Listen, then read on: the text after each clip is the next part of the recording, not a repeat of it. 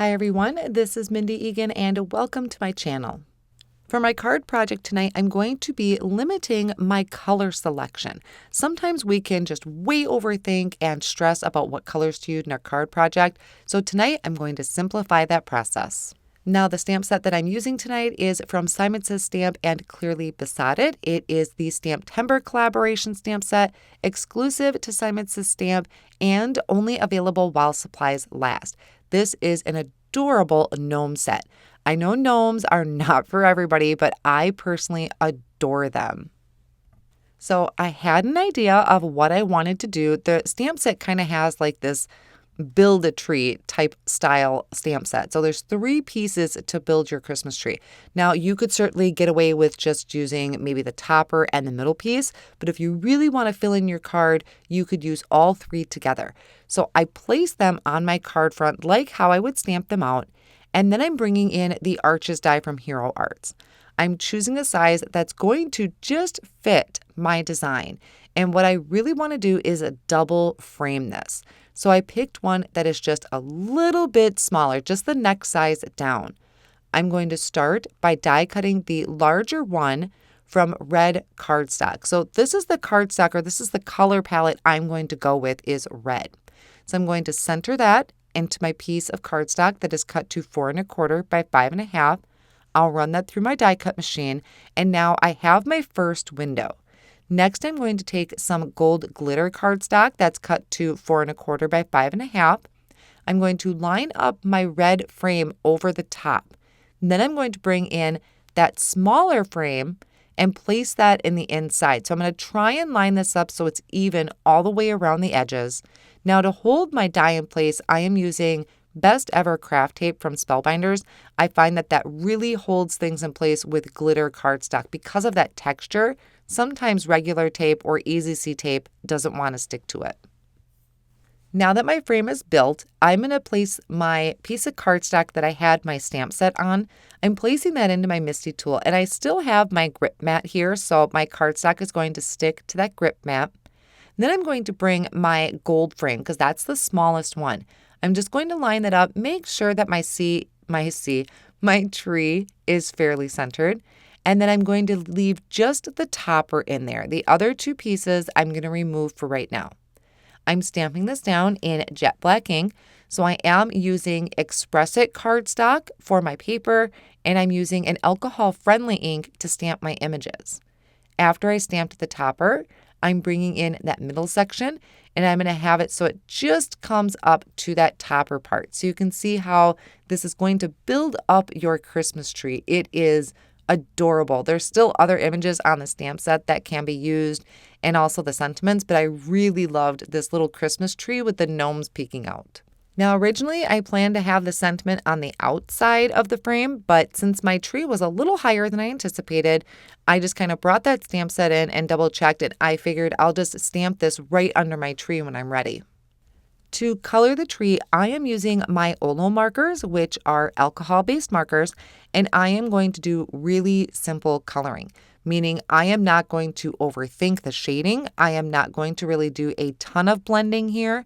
And what I did for the poinsettias is I colored them in a light color first, and then I just drew a line on one side of each petal. That's just going to give me my little bit of contrast. Now, when I first was thinking about coloring this image, I originally intended to do red and green colors to limit my color palette. But as I started kind of coloring things in, I was really liking this red. I liked how it looked with the cardstock and the images. And I decided that I would just keep my tree white because there are white Christmas trees. So I thought that would look really good. So I'm just going to finish kind of going through. I colored in the peppermints. I colored in the ribbon. At this point, I was actually still kind of deciding what I should do. I was kind of leaning on that red color palette. But it's about the last present when I decided I will just do all of my small elements in red. I'm filling in the hats, which were super fun to color in. Again, I'm only using 2 colors. I start out with the lightest color, and then just add a little bit of a line for some shading with a darker shade of red. Now I will have all of the colors that I'm using from the Olos listed over on my blog. So if you want to reference this at any point, those colors will be available for you. So I'm just continuing to go in and fill in my colors.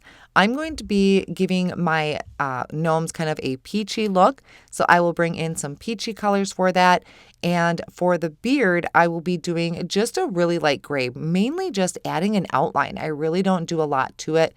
And since they are kind of smaller images, it's just a lot easier to color this way. So when you're thinking about coloring in your images, take a step back and simplify the process. You don't have to add 3 or 4 markers like I sometimes tend to do.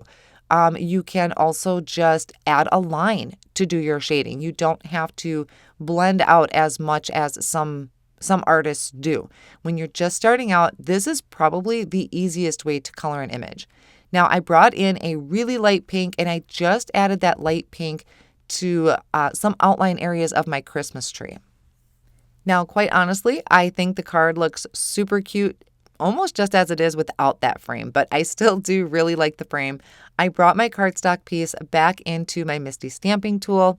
I lined up the frame to make sure that my sentiment would fit all inside the frame and not kind of be underneath my frame. And then I'm going to stamp that in a black licorice ink. And then I'll go ahead and just lift that cardstock up with my palette knife from that grip mat. Now, attaching anything to glitter cardstock can be super tricky because it's textured. It's kind of sometimes hard to get things to stick to it. But liquid glue, I find, is really good. So I layered the whole back of my red cardstock panel with the liquid glue. I pressed down really well, and then I set something heavy on it, like my Misti. So I let that sit for a little bit. And now I flip that over and I'm going to bring in some foam strips. I'm going to add dimension to this. So I'm just going to layer that all the way around the edge of my card panel. I am using the Gina K Designs foam strips. I found that they worked perfectly for that thin area on the sides. Now, a tip that I would suggest, especially if you're working on a glass surface, is to fold up some tape and put it behind your cardstock so that your cardstock doesn't slip and slide as you're trying to line up your frame. So quite honestly, that was really quick for me to put together. I'm going to trim off any excess cardstock that was on the side, and I'm going to come in and start embellishing. Now, sometimes it's really these small things that really make a card come together. For instance, I am using some of these gem stickers in the yellow color to add to the center of my poinsettias because I never colored them in. I also had taken some red ones and added them over the red circle ornaments that are on that tree. Another thing I like to do, especially to these super cute little images, is bring in a white gel pen. So I'm going to just come in and add some highlight areas to my presents and also that gnome hat. And I just could not resist adding some more sparkle to this card. So I came in with my unicorn stickles and I added it to the little, their bells maybe on their hat, the little puffball portion of their Santa hat.